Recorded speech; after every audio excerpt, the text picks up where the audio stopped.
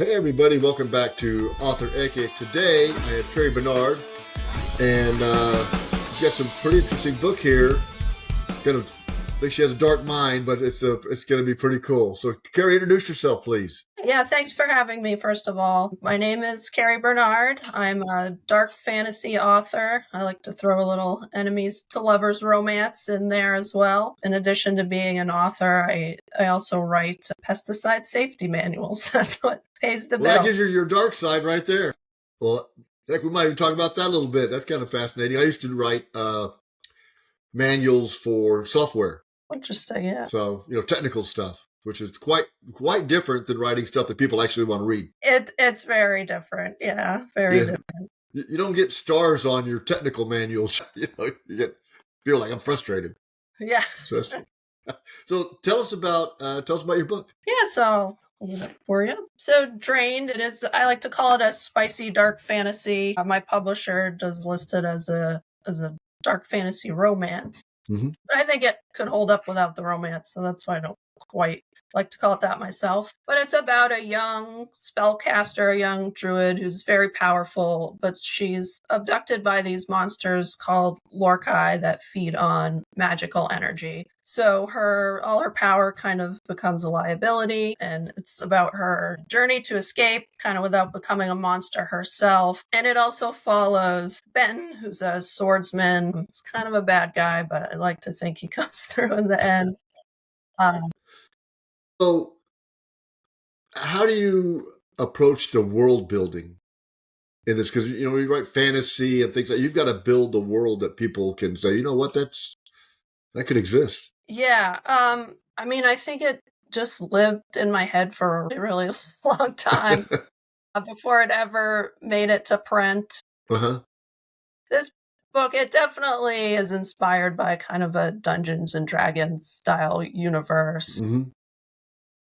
But the Lorkai are a little bit like vampires, but they have some other abilities. And like I said, they feed on magical energy instead of blood. So have you always written like shorts, like take creative writing? Or so what made you write a novel? Because that's not an easy task. It's an accomplishment, to say the least, and published. Yeah. I think I've always written sort of like therapy, and to escape. It's been something I've been doing since I was, probably in middle school. And I just had, this world in my head and these characters living there. And I got to the point where I thought I wanted to. They have to get out. They got to get out. I tell people I need to inflict them upon others and not just. I need to think of something else. I got to get them out. I got to think of some other stuff. Exactly. So how long did it take you to write it? The second time I wrote it, it didn't take me that long, maybe a year and a half. Drained was originally like 400,000 words and like 15 years. Wow, that is, holy smokes. That so, sounds like a World According to Garp book. I mean, that's a big book. Right. So at the time I didn't know anything about publishing. I just knew I had this story and I enjoyed writing it. And then when it got to the point where I was like, yeah, I think I'm going to publish this, I was like, no. Wow, that's a lot of words. Normally, like a fantasy is like 120, somewhere around there. Yeah. I mean, fantasy goes a lot longer than most genres, but yeah. So did you decide to just cut it up, or maybe make 2 or 3 books out of it? Yeah, so I basically am ending up splitting it into 3 books, but in addition to that, there's maybe a few scenes left, but I really, truly rewrote it. Okay, which most authors do. Yeah. Yeah, that's for sure. I mean, we get better. I'm rewriting my first novel. I'm going to put it back out next year. The first thriller suspense, political thriller. I'm going to put that back out next year. So you went through and got a publisher. What was the experience of getting an agent or rejection? I actually do not have an agent. Okay. I went with a small press, so I was able to. All right. Smart move. Applied. I self-publish because I don't, unless, you're, Jack Carr or writing the Tom Clancy books or Kyle Mills and, Bob Bentley, all these other folks that, you're not, you might get a big 5 publisher, but they're not going to do anything for you. You got to do it all yourself anyways, from a marketing perspective. Yeah, exactly. And I honestly, if I could do it over again, I might have went that route. I did get I shouldn't say quite a few rejections. I got, yeah, I mean, I did at first, and then I kind of, but Drain wasn't quite ready to go, I don't think. And then I wrote another book and started querying that. And then once Drain was polished up, I didn't get that many rejections before small press picked it up on that round. I've gotten 0 rejections. That's nice. Because I've submitted 0 letters. It's quite the process for sure. I'm a man, I can handle rejection, trust me. It's part of the growing up. So what did you writing those technical manuals at all influence how you write, or anything that you want to put in there? I mean, you write about, pesticides and stuff. Are there any like magic potions that are, could be pesticides in there? Not really. The only overlap I would say is I have like an ecology background. So kind of nature is very prominent in Drain. And that also, there's a lot of kind of, biology and a little bit of natural history when dealing with pests, because it's really important to understand a pest before you can. Oh my goodness, yes. So yes, that's kind of where the overlap would be. Now, is that your genre to read, is fantasy and sublime type stuff? Yeah, I really enjoy fantasy. That would be my favorite. I like a little horror. Stephen King is... I'm a Mainer, so I kind of have to worship at the altar of Stephen King. Oh, you ought to have a jacket on then. I bet it's cold up there. It's about to be ridiculously warm, and we're going to have a huge rainstorm that knocks out the power, so I'm not really excited about that. Yeah, you got to do Stephen King, or he'll write a book about you, and your house will fall into some abyss with some dark monster. But you don't want that. You don't want that. It's terrible. I live in Texas, so yeah, it's cold today. It's like 30-something, but it's not bad. Not too shabby. So how do you write? Do you like, okay, I need a sterile environment. I need people don't bother me. I need to write at a certain time. Or do you just write what you can when you can, or do you set goals for yourself? What kind of author? I've gotten better at outlining after, 400,000 words. But it's not much of an outline. To an extent, I'll write whenever I can. Like I have Word even on my phone, so like if I'm waiting around or something, I can maybe get a few sentences out. But most of my writing, I get up pretty early in the morning. I do the Twitter 5 a.m. Writers Club every morning. So that's my most productive. I have a 9-year-old, so she's still asleep. And a husband, and he's still asleep. He's still asleep. It's nice and quiet, and there's no. Get it done while you can. Yeah. I'm an early person. I like to try to get things early. Again, get on X or Twitter and see what's happening. I'm a lot connected with authors in Europe, and it's kind of interesting to see what they're doing over there. But yeah, I kind of like that too, to get it out of the way. Yeah. I'm not on as much as I used to be. It can be time consuming. It can be a drain on everything. Absolutely. So I choose not to be on it all the time. What else are you writing on? So there's how many do you think are going to be in the series, or is there a series? There is a series. There's going to be 3. So a trilogy. I'm calling it the Seeds and Shadows trilogy right now. There's going to be 3 main books. I'm also working on a short prequel. It's going to probably be more of a novella, and I have another. When you're saying short, let's define the word count. Probably 50 to 60. Okay. That's shorter for me. Yeah, that's even a good size. Yeah, I mean, novella or small novel. All right, so sorry. Go ahead on your books, your series. And then I have one more book that's totally written. Could use maybe a little polish, but it kind of takes place in the future and gives some stuff away that happens in the trilogy. So I'm just kind of sitting on that right now. So you think you're going to stay with that genre? But I mean, because it is a very marketable genre. When you look at books that are sold, fantasy, romance, those are romance is probably the top, I would think, right? So they can be very good selling books. Yeah, romantic fantasy, romantasy is huge right now. Mm-hmm. Not that that's benefited me much. There's not a lot of authors either, so. Yeah. So, but I'm definitely going to stick with it. That's kind of the world I like to exist in besides Right. this one. Oh, yeah. Well, if you're comfortable in it, yeah. Definitely. So yeah, that's where I'll stay, I think. Probably forever, but. Yeah, I tell people I written a couple books and everything. I'm like, no, it's not. I'm not buying a yacht or nothing. I did buy a boat last summer, Nice. and it cost $1.25. It was plastic, and I put it in my pool.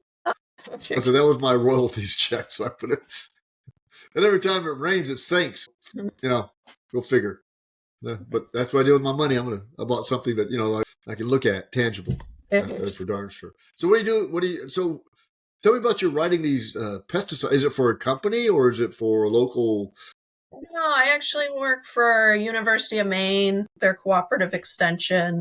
So they have a pesticide safety education program. And I work really closely with the state of Maine because to do certain things with pesticides, you have to have a license. Right. So you need to pass an exam with the state. And so what I do is I provide the study material for that. So they got to take him at one of these Pearson or whatever. Yeah. So now, have you or will you put a question in there? And when you have to drain, you're going to quote the drain and get that kind of subliminal messaging out to these readers. Drain. They're going to go online and say, "Oh, drain. That's a book. Let me check this out." No, I got to be careful. Although I do have to say, don't dump anything down the drain. They're not reading it all. Trust me. They're not reading all those tests in a way. So what do you do in your spare time other than write? Yeah, manuals and stuff. Writing's huge. I love the beach. I don't live very close to it, but whenever I can get there, I just absolutely love the beach. Mm-hmm. I do like to skimboard and bodyboard. Mm-hmm. I love to roller skate as well. I used to play roller derby. I've gotten too old and fragile for it now. Oh, wow. I still have to skate. You got to move to Chicago for that. Yeah, I've got the big ceilings for sure. Or Milwaukee or somewhere up in that area. So kind of go into the protagonist in your book. I guess it's those monsters. Yeah, so the monsters, they're a dying species. There are only 2 left, and they need my protagonist, Sarlona's power to continue themselves. They're immortal, and they can control mortals with a touch, so that can get kind of dark. They can control physiology. They could, heal or anything like that. So they're very powerful. But there's this kind of dynamic where mages and other casters have kind of been trying to get rid of them for a long time just because they're so threatening to them. So can you visualize? Now when I write, I visualize I'll write a scene, for example. I'll kind of visualize it and try to put it down on paper, as best I can. So can you see those monsters and say, what are they, can you draw one or have someone draw one? Yeah, very clearly. I'm not a great artist, so I can't really draw them, but I do have a very clear picture of what they look like in my head. I mean, they get by as kind of like vampires. They can pass as people. They do have their eyes do light up and change colors. It's kind of, I don't really explain it in the book, but it's supposed to be a vestigial form of communication. Oh, that's interesting. Yeah, because there's a lot of communication through light, like the way that the way the red or green light on a plane, where you see it depends if they're moving away or coming at you. Yeah. And all this code with flashlights and stuff like that. That's interesting. Yeah, it's a little bit like a mood ring. So did you when you were writing it, did you start thinking about maybe I can caveat this way and this is something else I want to write, or this is something else maybe I can add in the book, or you come back and you wrote 400,000 words. Did you, after that, when you were writing it, the final version, did you add anything that wasn't in that original? The 400? A lot that wasn't in the original. In the original, there was no romance. Okay. Because Sarlona was a child. So that was the biggest difference. I also changed the gender of one of the monsters, and she's now my favorite character, and I've had some really good feedback on her. It made a huge Oh, really? difference. So she's going to make it. Yeah, she was a dude, and now she's not, and she's more interesting because her personality didn't change much. Just Interesting. Very cool. physical Very things. cool. So where can everybody get a hold of you, and where can everybody buy your book and stuff? So definitely can get my book on Amazon, Barnes and Noble, Apple Books, Kobo. Not in too many brick and mortar stores, unfortunately, Right. but almost everywhere online. Okay. You can find me. So. My publisher does list me as KW Bernard instead of Kerry, so it's easier to find. KW, me. folks. KW, yeah. They printed it as Kerry, but they Lovely cover. Very nice cover. KW. Thank you. Yeah. Very nice cover. Makes a lot of you can either have a cover that attracts people or a cover like that. I don't know what that exactly that means, or what that book is going to be about. I see that a lot. When I see covers, I'm like, I don't know what that book's about. Right. And I read it and I go, that's not what that book's about. Yeah. So how do you market? Not very effectively, I'll tell you. I post online. It's a lot, of course. Social media is not something I enjoy at all. It is nice to kind of see other authors and, their approaches and what they're dealing with. But as far as just like spending time online, I don't like that. So it's been quite a process to kind of build a presence online and try to market a little through that. Yep. I'm not sure how effective it's been. I do, buy ads occasionally. And on Facebook or where? I've done Facebook. I do Amazon. I do BookBub. I've done Bargain Booksy and Book Barbarian. And it sells books. It just doesn't sell enough to pay for the advertising. Right. I've done Amazon ads. I've gotten 0 results. I got, put some money out there towards it, and whatever. When it burns up, it burns up. Right. The most effective I've had is Facebook. And I'm not talking, thousands of dollars, $5 a day, maybe 8.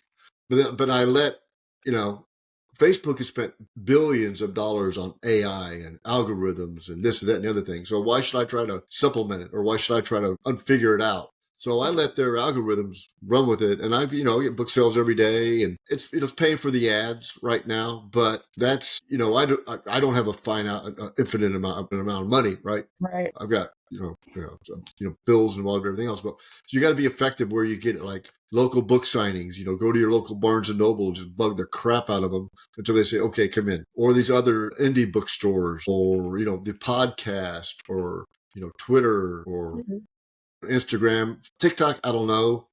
I'm 65 years old, so I'll never figure it out. Yeah, I haven't dared try TikTok. I don't like being on camera, so I just can't imagine that I would be able to do it consistently enough to be of any use. Well, you got to be consistent. And what I've started doing, I think I've got maybe 10, is I call Book and a Beer, where I'll have a different book, genre irrelevant, right? I'll do whatever. And in a beer, maybe a beer that I have drank before, but one that I haven't. Like, I've tried a couple beers that I have. It's Christmas time, so you're going to have to drink Christmas beers. I'm like, I'm a purist when it comes to beer. I like beer that tastes like a beer. Yeah. I don't want raspberry in my beer. I don't want it to taste like a banana split, right? So I've tried some of these. I tried one the other day, a Christmas beer from Breckenridge Brewery. I'm like, okay, I'll try it. And I'm like, oh, that's good. I mean, that's like a German beer at a guest house. So I try to do, I do those and just help, minute 30, 2 minutes long, two and a half minutes long, whatever. Just try to help to get out the community to authors. And it can be a person who sold, 10 books, 1 book, to authors who sold 1 million. I don't care. Yeah, that's great. I try to help the smaller authors out, because that's the folks that need to be able to. Because some of these books that people haven't checked out are gold mine. They just haven't looked at it. It's a gem. It's a gem in the rough, and the only way to get a gem is you got to dig it out and clean it. Right. And that's the only reason why it's like, you go diamond hunting in Arkansas. It's an only open face diamond mine in North America, by the way. in Murfreesboro, and you can find diamonds in there. But what you got to dig, and you got to find something. Let somebody look at it. Oh, that's a gem. That's a diamond. Here, I think that's what you have to do sometimes with some of these authors that nobody knows about, like me. Yeah. Nobody knows me. That's for darn sure. I'm a gem, I swear. So what do you got plans? Coming up for your marketing or anything like that. What are your plans? Well, this Saturday I'm actually doing a huge book fair. It's almost 100 authors. Oh wow! The Bangor Public Library. So Bangor's I think our second biggest city in Maine. Yep. We call it. It's big for us. Yep. And I'm really excited about that. There's going to be panels and signings and all kinds of things. Local libraries, too, are quite effective. Mm-hmm. Somebody told me, and I try to do it every day, is spend an hour marketing every day. Yeah. And the other question is, how long do I market a book? 3 years, whatever. I'd say, you know what? Until you don't want anybody to buy it. Right. Yeah. Whatever, right? That's the kind of the goal that I kind of look for when I talk about marketing. But it is tough.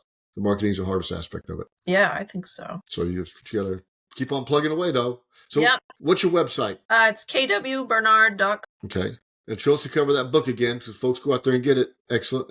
Oh, it's got a little award, too. Tell us about the award on the bottom there. So it is a BookFest award winner. It did place first in both dark fantasy and paranormal romance, actually. So I was really pleased with that. If you like those two genres, this is the book for you. Excellent. And then she's got another one coming out, folks. So, check the book out and then look forward to the other one and get in her world. That's right. And check it out. So, we got any parting words for the Author Eke crowd? No, just it's been fun, and thank you so much for having me on. Anytime.